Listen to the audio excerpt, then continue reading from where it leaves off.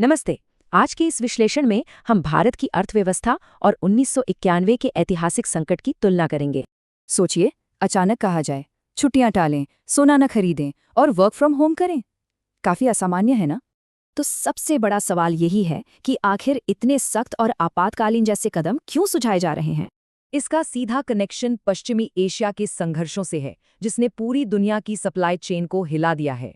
कच्चे तेल के दाम अचानक आसमान छूने लगे तो पूरी अर्थव्यवस्था डगमगा सकती है। इसे ही आयातित मुद्रास्फीति कहते हैं।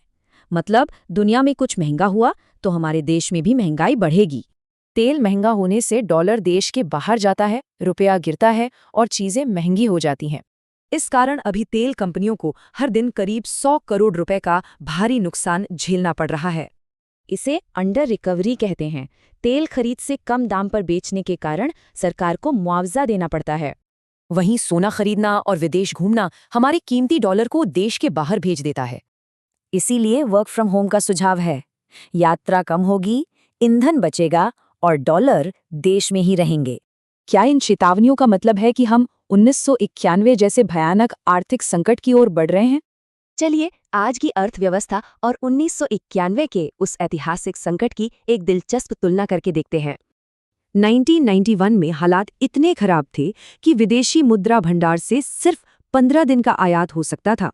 अर्थव्यवस्था को बचाने के लिए देश का अपना राष्ट्रीय सोना तक गिरवी रखना पड़ गया था।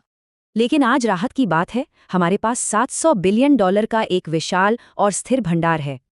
आज का विदेशी मुद्रा भंडार 11 महीने के लिए काफी है और बैंकिंग ढांचा भी बहुत मजबूत है।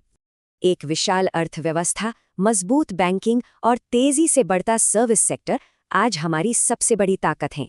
पर सच्चाई ये भी है कि इतने बड़े बफर के बावजूद अर्थव्यवस्था ऊर्जा संकटों के प्रति काफी संवेदनशील है, क्योंकि कच्चे तेल, खाद्य तेल और उर्वरक के महंगे आयात आज भी हमारी आर्थिक स्थिरता के लिए चुनौती हैं। तो सोचिए छात्रों, हमारी रोजमर्रा की आदतें और खपत देश की पूरी अर्थव्यवस्था पर कितना गहरा असर डालती हैं।